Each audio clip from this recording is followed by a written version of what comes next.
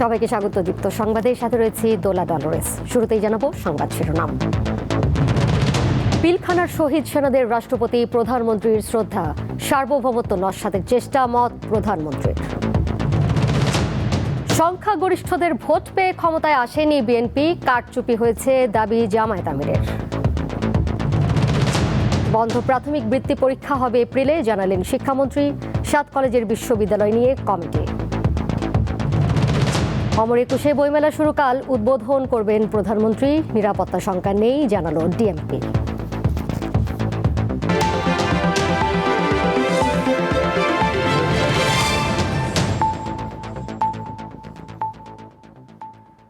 জাতীয় শহীদ সেনা দিবসে পিলখানায় হত্যাকাণ্ডের শিকার শহীদ সেনা সদস্যদের কবরে শ্রদ্ধা জানিয়েছেন রাষ্ট্রপতি মোহাম্মদ শাহাবুদ্দিন ও প্রধানমন্ত্রী তারেক রহমান। বুধবার সকালে বনানীর সামরিক কবরস্থানে শহীদ বেদিতে ফুল দিয়ে শ্রদ্ধা জানান তারা। এছাড়া 3 বাহিনী প্রধান, বিজিবি প্রধান এবং শহীদ পরিবারের সদস্যদের পক্ষ থেকেও শ্রদ্ধা জানানো হয়। বিডিআর সদর দপ্তর পিলখানায় 2009 সালের এই দিনে বিদ্রোহের নামে হত্যা করা হয় 57 সেনা কর্মকর্তাকে। এই ঘটনায় তৎকালীন বিডিআর মহাপরিচালক মেজর জেনারেল শাকিল আহমেদ সহ 57 জন সেনা কর্মকর্তা ছাড়াও আরও 17 জন বেসামরিক নাগরিকের মৃত্যু হয়। 24-এর গণঅভ্যুত্থানে আওয়ামী লীগ সরকার পতনের পর দেশের ইতিহাসে বিভীষিকাময় ও শোকাবহ দিনটিকে জাতীয় শহীদ সেনা দিবস হিসেবে পালনের সিদ্ধান্ত হয়। বুধবার যথাযোগ্য মর্যাদায় দিবসটি পালন করা হচ্ছে। এরই অংশ হিসেবে সকাল 10টা 10 মিনিটে প্রথমে রাষ্ট্রপতি মোহাম্মদ শাহাবুদ্দিন শহীদ সেনা কর্মকর্তাদের স্মৃতিস্তম্ভে পুষ্পস্তবক অর্পণ করেন। এরপরই প্রধানমন্ত্রী তারেক রহমান শ্রদ্ধা জানান। পুষ্পস্তবক অর্পণ শেষে রাষ্ট্রপতি ও প্রধানমন্ত্রী কিছুক্ষণ নীরবে দাঁড়িয়ে থাকেন।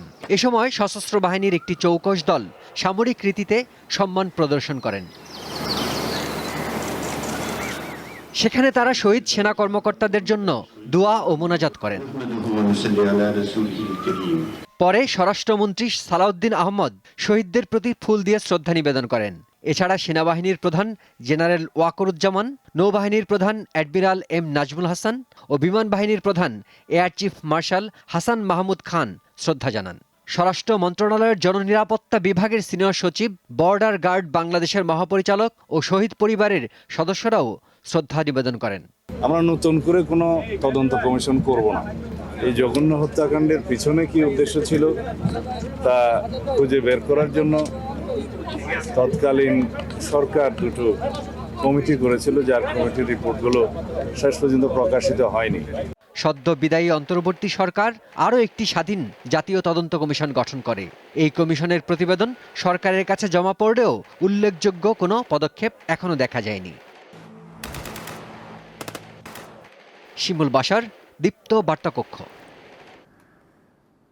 পিলখানা হত্যাকাণ্ড জাতির ইতিহাসে গভীর ক্ষত সৃষ্টি করেছে বলে জানিয়েছেন প্রধানমন্ত্রী তারেক রহমান। সন্ধ্যায় সেনানিবাসের মাল্টিপারপাস হলে পিলখানা হত্যাকাণ্ড ও শহীদ দিবসের আলোচনায় তিনি কথা বলেন। এ সময় প্রধানমন্ত্রী পিলখানা হত্যাকাণ্ডকে বাংলাদেশের সার্বভৌমত্ব দুর্বল করার একটি অপপ্রয়াস হিসেবে উল্লেখ করেছেন। জানান, পিলখানা হত্যাকাণ্ড জাতির ইতিহাসে এক রক্তাক্ত ও বেদনা বিধুর দিন। এই ঘটনা ছিল সার্বভৌমত্ব নস্যাতের অপপ্রয়াস। আন্তর্জাতিক বাস্তবতার সঙ্গে সামঞ্জস্য রেখে জাতীয় নিরাপত্তা কাঠামোকে আধুনিক, শক্তিশালী ও সময়োপযোগী করতে সরকার কাজ করবে বলে আশ্বাস দেন তিনি। পিলখানার এই মর্মান্তিক ঘটনা ছিল আমাদের সার্বভৌমত্বকে নস্যাৎ করার একটি অপপ্রয়াস। পিলখানার ঘটনার পরিক্রমায় আমাদের জাতীয় নিরাপত্তার কাঠামোর দুর্বলতা ফুটে উঠেছে। তাই বহির্বিশ্বের সাথে তাল মিলিয়ে আমাদের জাতীয় নিরাপত্তার কাঠামোকে আরও আধুনিক, সময়োপযোগী এবং শক্তিশালী করা প্রয়োজন অবশ্যই, এবং এ লক্ষ্যেই আমাদের সরকার কাজ করবে। পিলখানা হত্যাকাণ্ডকে দেশের সামরিক শক্তি দুর্বল করে দেওয়ার গভীর ষড়যন্ত্র বলে মন্তব্য করেছেন বিরোধী দলীয় নেতা ডাক্তার শফিকুর রহমান। বুধবার শহীদ সেনা দিবসে বনানীর সামরিক কবরস্থানে শ্রদ্ধা নিবেদনের পর তিনি এই মন্তব্য করেন। সন্ধ্যায় এক আলোচনা সভায় জামায়াত আমির বলেন, সংখ্যাগরিষ্ঠ মানুষের ভোট পেয়ে বিএনপি ক্ষমতায় আসেনি, কারচুপি করা হয়েছে। শহীদ সেনা দিবসে বুধবার রাজধানীর বনানী সামরিক কবরস্থানে শহীদদের প্রতি শ্রদ্ধা জানান বিরোধী দলীয় নেতা জামায়াতে ইসলামীর আমির ডাক্তার শফিকুর রহমান। শহীদদের কবর জিয়ারত ও দোয়া মোনাজাত শেষে তিনি সাংবাদিকদের সাথে কথা বলেন। জামায়াতের আমির বলেন, 2009 সালের 25 ফেব্রুয়ারি পিলখানা হত্যাকাণ্ড দেশের সামরিক শক্তি দুর্বল করে দেওয়ার গভীর ষড়যন্ত্র। দিনটি ছিল জাতির বিরুদ্ধে একটা গভীর ষড়যন্ত্রের দিন, এবং যাদেরকে এখানে হত্যা করা হয়েছে আগে থেকে পরিকল্পিতভাবেই তাদেরকে এখানে পোস্টিং দেওয়া হয়েছিল। কারাই হত্যাকাণ্ড ঘটালো জাতির সামনে এখনো পুরা খুলাসা হলো না বিষয়টা। বনানী কবরস্থানে শহীদদের প্রতি শ্রদ্ধা জানিয়েছেন এনসিপির নেতারা। এ সময় দলটির আহ্বায়ক দাবি করেন, ফ্যাসিবাদ কায়েমের জন্য বিডিআর হত্যাকাণ্ডের নীলনকশা চালায় আওয়ামী লীগ। এতে সমর্থন ছিল ভারতের। একটা মাস্টার প্ল্যান নিয়ে 2008 সালে আওয়ামী লীগ ক্ষমতা এসেছিল, ফ্যাসিবাদ কায়েম করেছিল। সেই পরিকল্পনার অংশ হিসেবে শুরুতে সেনাবাহিনীর বিরুদ্ধে এই নীলনকশা ষড়যন্ত্র চালানো হয়, এবং যার সাথে জড়িত ছিল পার্শ্ববর্তী দেশ ভারত এবং বাংলাদেশ আওয়ামী লীগ। এদিকে সন্ধ্যায় ইফতার পূর্ব এক আলোচনা সভায় জামায়াত আমির বলেন, সংখ্যাগরিষ্ঠ মানুষের ভালোবাসা আর ভোট পেয়ে বিএনপি ক্ষমতায় আসেনি। ইঞ্জিনিয়ারিং করে ইলেকট্রিসিটি বন্ধ করে 9-6 করা হয়েছে। 69% জনগণ হ্যাঁ ভোট দিয়েছে, এইটাই তার প্রমাণ। যারা এখন ক্ষমতায় আছেন তারা বলেছেন তারা না ভোট দিবেন, তারা না ভোট দিয়েছেন, এইটাই প্রমাণ তারা সংখ্যাগরিষ্ঠ মানুষের ভালোবাসা এবং ভোট পান নাই। বিভিন্ন কায়দায় সেই ভোট নেওয়া হয়েছে। আমরা কায়দাগুলো এবার ভালো করে রপ্ত করেছি, চিনে নিয়েছি। আগামীবার সকল ঘাটে শক্ত পাহাড় আমরা সবাই মিলে দেবো ইনশাআল্লাহ। সরকারকে চাঁদাবাজি বন্ধে ব্যবস্থা নেয়ার আহ্বান জানিয়ে তিনি বলেন, জনগণকে সঙ্গে নিয়ে চাঁদাবাজির বিরুদ্ধে প্রতিরোধ গড়ে তোলা হবে। জনগণকে সাথে নিয়ে প্রতিরোধ গড়ে তুলব ইনশাআল্লাহ।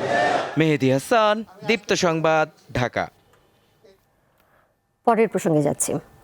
মামলার কারণে বন্ধ থাকা গত বছরের প্রাথমিক বৃত্তি পরীক্ষা এই বছর এপ্রিলের প্রথম সপ্তাহে অনুষ্ঠিত হবে বলে জানিয়েছেন শিক্ষামন্ত্রী এহসানুল হক মিলন।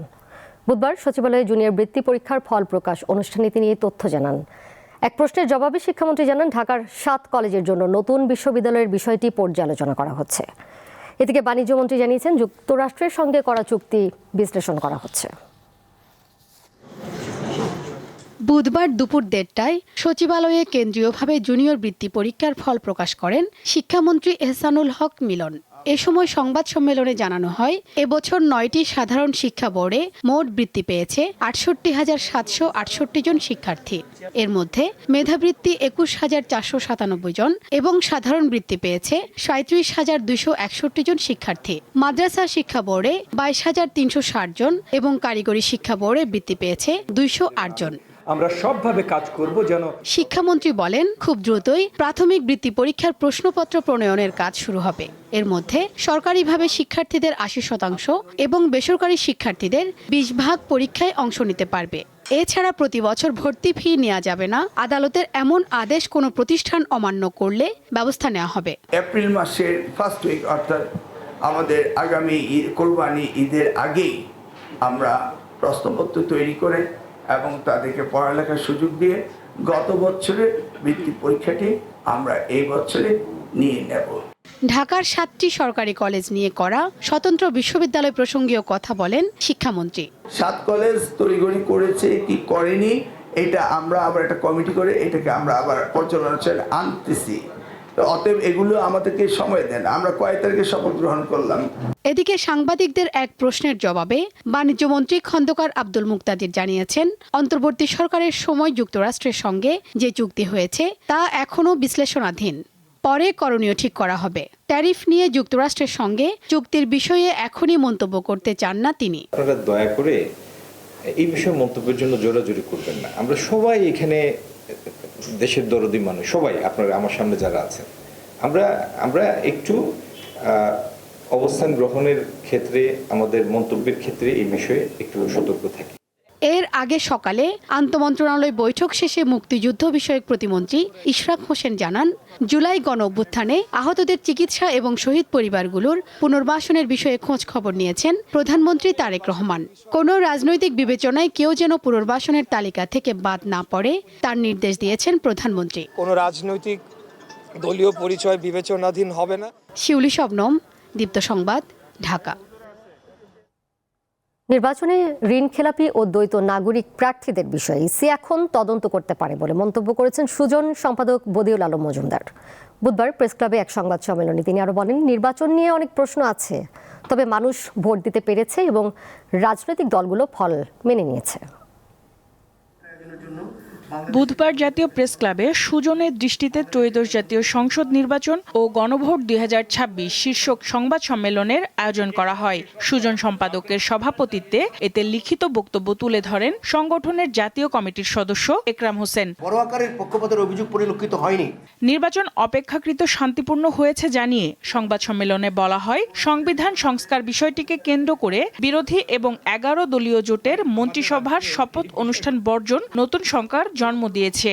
48টা বিষয় যেগুলো নিয়ে গণভোট হয়েছে এগুলো জনগণ অনুমোদন করেছে গণভোটের মাধ্যমে। তো আমি মনে করি যে তাদের শপথ না নেওয়ার কারণে জটিলতার সৃষ্টি হয়েছে। অভিযুক্ত ঋণ খেলাপি ও দ্বৈত নাগরিকদের প্রতিদ্বন্দ্বিতার সুযোগকে ত্রয়োদশ জাতীয় সংসদ নির্বাচনের সবচেয়ে উল্লেখযোগ্য ব্যর্থতা হিসেবে চিহ্নিত করেছে সংগঠনটি। ঋণ খেলাপিদেরকে কিংবা যারা দ্বৈত নাগরিক তাদেরকে নির্বাচন অংশগ্রহণ করতে দিয়েছে কিনা, তো আমরা আশাবাদী যে একজন নির্বাচন কমিশনার বলেছে যে নির্বাচনের পরেও এই নিয়ে তদন্ত হতে পারে। আশা করি তারা তদন্ত করে এই বিষয়টা শুরু করবে। নির্বাচন কমিশন এখতিয়ার বহির্ভূতভাবে আইনের ব্যাখ্যা দিয়ে তাদের পার করে দিয়েছে বলেও অভিযোগ করা হয় সংবাদ সম্মেলনে। কার্যক্রমের উপর আমরা নিবিষ্ট হতে পারব। সঞ্জিতা প্লাবনী, দীপ্ত সংবাদ, ঢাকা।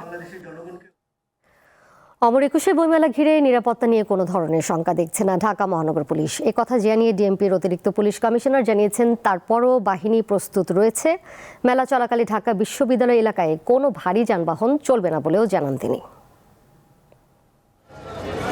প্রতি বছর 1 ফেব্রুয়ারি শুরু হয় অমর একুশে বইমেলা, কিন্তু 12 ফেব্রুয়ারির সংসদ নির্বাচন ঘিরে নিরাপত্তা শঙ্কা দেখা দেয়ায় মেলাটি 2 মাস এগিয়ে গত ডিসেম্বরে করার সিদ্ধান্ত নিয়েছিল বাংলা একাডেমি। কিন্তু প্রকাশকদের একাংশ তখন সেটির বিরোধিতা করে।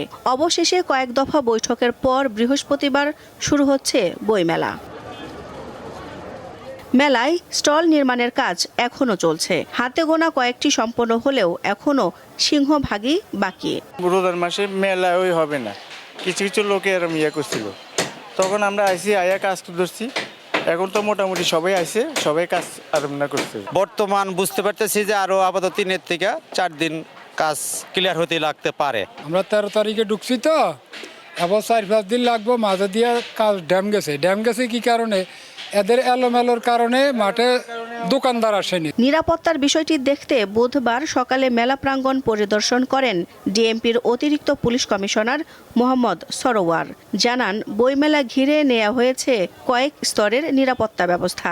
বইমেলার প্রবেশ মুখে মেটাল ডিটেক্টর এবং আর্ট্রে দ্বারা মানুষের প্রবেশের সময় চেকিংয়ের পাশাপাশি ম্যানুয়াল চেকিং ব্যবস্থা থাকবে। ধারালো বস্তু, বিস্ফোরক দ্রব্য কিংবা দাহ্য পদার্থ নিয়ে বইমেলায় কেউ প্রবেশ করতে পারবে না। কোনো বইয়ে উস্কানিমূলক বিষয়বস্তু যাতে না থাকে সে বিষয়ে সজাগ থাকবে আইন শৃঙ্খলা বাহিনী। পুলিশের বিভিন্ন ইউনিট আছে, এরা এগুলা মনিটর করবে, দেখবে। নরমালি আশঙ্কা নেই, তারপরে আমাদের প্রস্তুতি থাকবে। 26 ফেব্রুয়ারি থেকে 15 মার্চ পর্যন্ত প্রতিদিন বেলা 2টা থেকে রাত 9টা পর্যন্ত চলবে মেলা। আর ছুটির দিন বইমেলা চলবে বেলা 11টা থেকে রাত 9টা পর্যন্ত। দিলশা দানি, দীপ্ত সংবাদ, ঢাকা। এবারে আরএফএল ওয়ার্ড্রোব ঈদবাজার।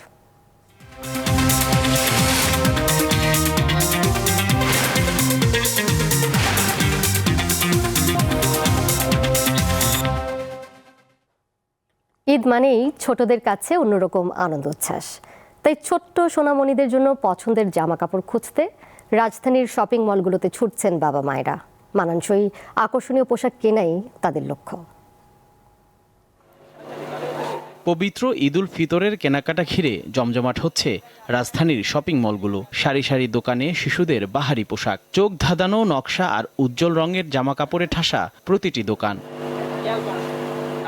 ছেলে শিশুদের জন্য পাঞ্জাবি, পায়জামা, ফতুয়া, থ্রি পিস সেট, ডেনিম ও টি শার্টের ভিন্নধর্মী সংগ্রহ। আর মেয়ে শিশুদের জন্য ফ্রক, গাউন, লেহেঙ্গা, ঘাগরা থেকে শুরু করে শাড়ির আদলে তৈরি বিশেষ পোশাকও রয়েছে। দেশি কাপড়ের পাশাপাশি আমদানি করা পোশাকও মিলছে অনেক দোকানে। দোকানিরা বলছেন, এবার নকশায় বৈচিত্র্য এসেছে। আরামদায়ক ও নরম কাপড় আর শিশুদের পছন্দের কার্টুন এবং ফ্লোরাল মোটিফে গুরুত্ব দেওয়া হয়েছে। এখনও পুরোপুরি জমে ওঠেনি বেচাকেনা। বর্তমানে বাচ্চাদের চাহিদা বলতে থ্রি পিসের চাহিদাটা একটু বেশি। থ্রি পিসের মধ্যে এই যে জর্জেট সুতি আইটেমটা একটু কম ধরতেছে, থ্রি পিসটা একটু বেশি ধরতেছে আমাদের। যে কাপড়গুলো খুব মানে ওই নেট কাপড়ের মতোই বাট একটু আরামদায়ক, সফট, ওই কাপড়ের দিকে হচ্ছে কাস্টমারগুলো একটু বেশি যুক্ত। কাস্টমার তো মনে করেন এখন কম, অনেক কম, ঠিক আছে, কাস্টমারের পরিমাণ মতো নাই, বেচা কেনা খারাপ, ঠিক আছে। 10 রমজানের পর থেকে যদি ড্রেস ভালো আসে তাহলে মনে করেন বেচা কেনা ভালো হবে ইনশাল্লাহ। ক্রেতাদের কেউ কেউ ঘুরে দেখছেন, নান্দনিক নকশার পোশাক খুঁজছেন, যাচাই করছেন দাম। অনেকে ভিড় এড়াতে এখনই কেনাকাটা সারতে চান। ওই যে বাচ্চাদের কালেকশন ফার্স্টের দিকে আসলে ভালো কালেকশন পাই, বাছাই করা মাল হয় না। আগের তুলনায় গত বছরের তুলনায় এত কালেকশন ছিল না, এবার যে প্রথম রোজার দিকে এত কালেকশন। বাচ্চাদের জন্য আজকে আমি 2টা ড্রেসের জন্য আসছি। আমার বেবি, ঠিক আছে, একটা আপনার ফরাকের সিস্টেম নেব আর একটা পার্টি ড্রেস নেব। কয়েকদিন পরই ক্রেতাদের ঢল নামবে, জমে উঠবে বেচাকেনা। এই অপেক্ষায় দোকানিরা। জহুরুল মোহসান, দীপ্ত সংবাদ, ঢাকা। আহসান এইচ মনসুরকে সরিয়ে বাংলাদেশ ব্যাংকের নতুন গভর্নর হিসেবে ব্যবসায়ী মোস্তাকুর রহমানকে নিয়োগ দেওয়া হয়েছে। এ বিষয়ে অর্থ মন্ত্রণালয়ের আর্থিক প্রতিষ্ঠান বিভাগ থেকে প্রজ্ঞাপন জারি করা হয়েছে। তাতে বলা হয়েছে, জনস্বার্থে জারি করা এই আদেশ অবিলম্বে কার্যকর হবে। মোস্তাকুর রহমান পেশায় একজন ব্যবসায়ী। তিনি হেরা সোয়েটার্সের ব্যবস্থাপনা পরিচালক। হেরা সোয়েটার্স নারায়ণগঞ্জে অবস্থিত একটি পরিবেশ বান্ধব কারখানা।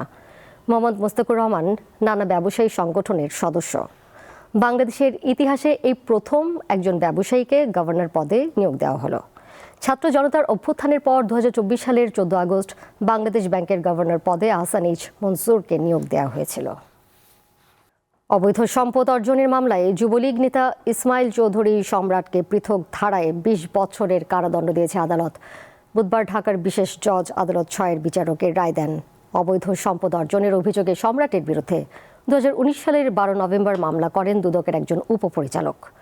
যুক্তিতর্ক শুনানি শেষে গত 9 ফেব্রুয়ারি মামলাটি রায়ের পর্যায়ে আসে। আসামি পলাতক থাকে, আত্মপক্ষ শুনানি হয়নি। এর আগে অস্ত্র মামলায় সম্রাটকে যাবজ্জীবন কারাদণ্ড দেয় আদালত।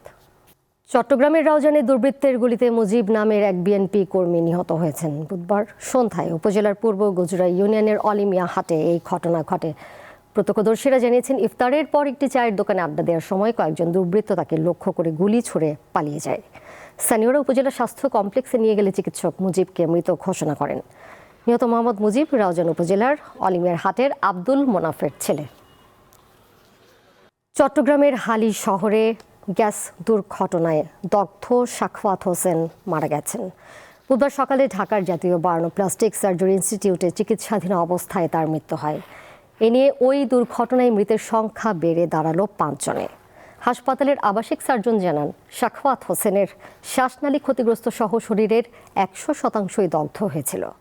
গত সোমবার ভোরে চট্টগ্রামের হালি শহর এইচ ব্লকের হালিমা মঞ্জিল নামের 6তলা ভবনের 3য় তলার একটি ফ্ল্যাটে বিকট শব্দে বিস্ফোরণের পরপরই আগুন ধরে যায়। এতে 9 জন দগ্ধ হন। তাদের মধ্যে এ পর্যন্ত 5 জন মারা গেছেন। পানির অভাবে দেশের বৃহত্তম তিস্তা সেচ প্রকল্প এখন অস্তিত্ব সংকটে। একসময়ের খরস্রোতা তিস্তা নদী এখন মৃত খালে পরিণত হয়েছে।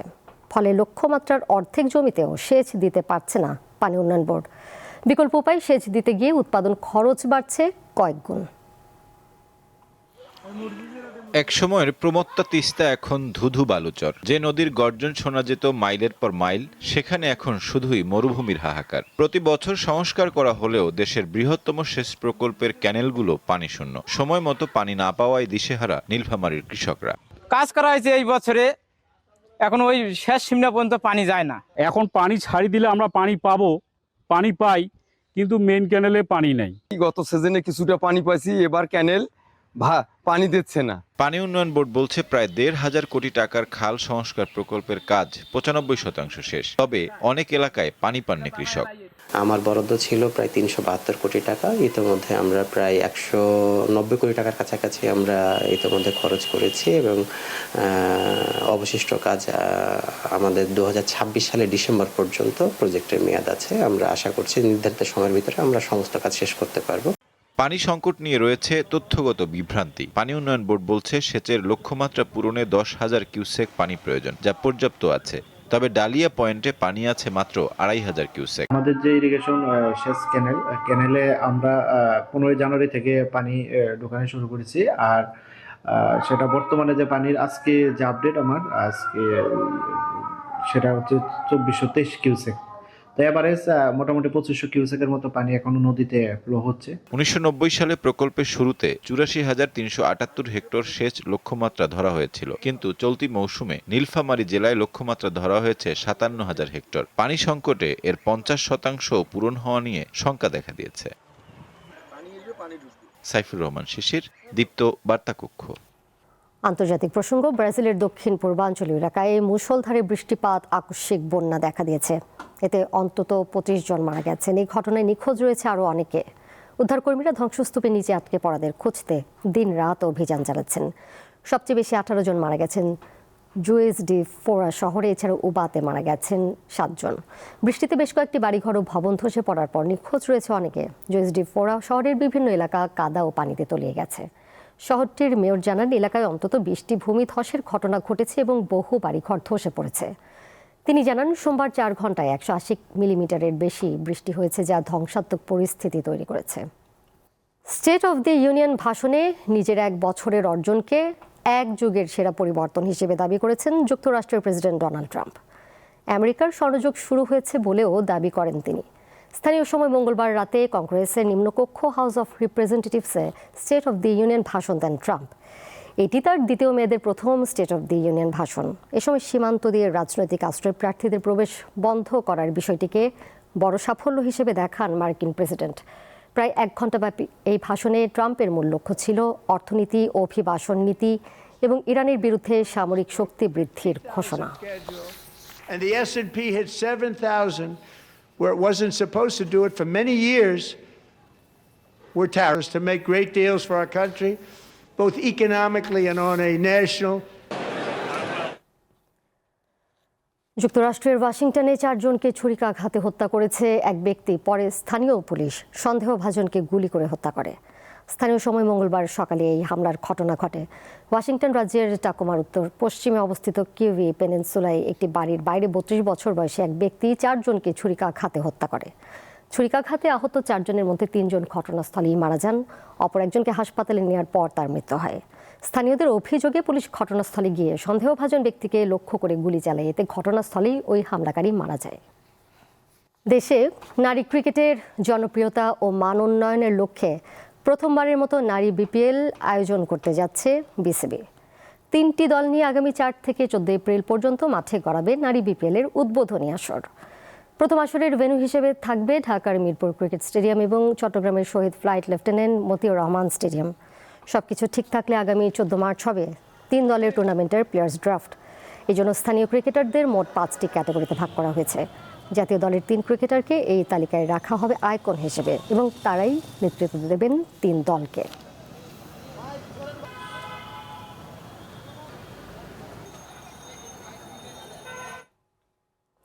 এর সাথে শেষ করব দীপ্ত সংবাদ। যাবার আগে শিরোনামগুলো জানিয়ে দিব আরও একবার। পিলখানার শহীদ সেনাদের রাষ্ট্রপতি প্রধানমন্ত্রীর শ্রদ্ধা, সার্বভৌমত্ব নস্যাতের চেষ্টা, মত প্রধানমন্ত্রী।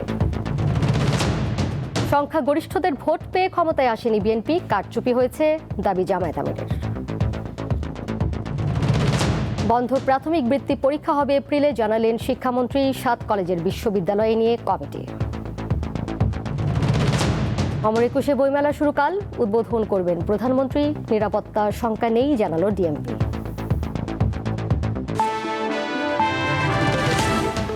এই ছিল এখনকার মতো। এর সাথে বিদায় নিচ্ছি আমি দোলা ডলরেস। আরও তথ্য এবং বিনোদনের নানা খবর জানতে যুক্ত থাকুন দীপ্ত ডিজিটাল প্ল্যাটফর্মে। ধন্যবাদ সবাই।